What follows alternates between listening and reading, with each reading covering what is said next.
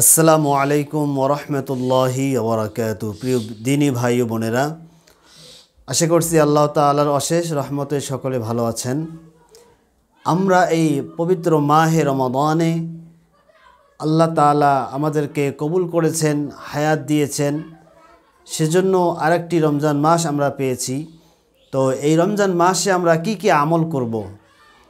তো আমরা এই রমজান মাসে যে আমলটি বেশি বেশি করব, যে আমলগুলি, সেগুলি হচ্ছে, এক নম্বরে হচ্ছে কালেমা তয়্যিবা পাঠ করব, লা ইলাহা ইল্লাল্লাহ, লা ইলাহা ইল্লাল্লাহ মুহাম্মাদুর রাসূলুল্লাহ।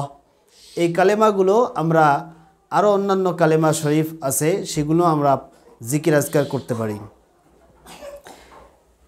এরপরে হচ্ছে আমরা বেশি বেশি ইস্তেগফার পাঠ করব, আস্তাগফিরুল্লাহ আস্তাগফিরুল্লাহ আস্তাগফিরুল্লাহ রাব্বি মিন কুল্লি যামবিন ওয়া আতুবু ইলাইহি লা হাওলা ওয়ালা কুওয়াতা ইল্লা বিল্লাহিল আলিয়্যিল আযীম। এই ইস্তেগফার আমরা বেশি বেশি পাঠ করব।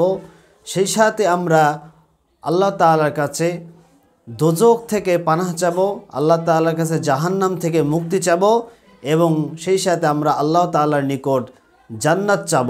বেশি বেশি আল্লাহ তাআলার কাছে জান্নাতের আশা করব।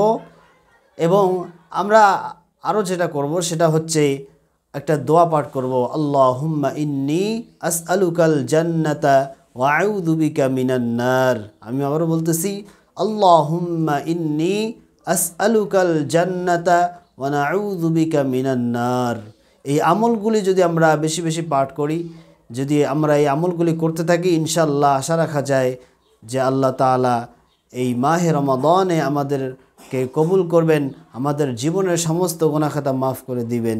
আল্লাহ তাআলা আমাদের সকলকে এই আমলগুলি বেশি বেশি করার তৌফিক দান করুন।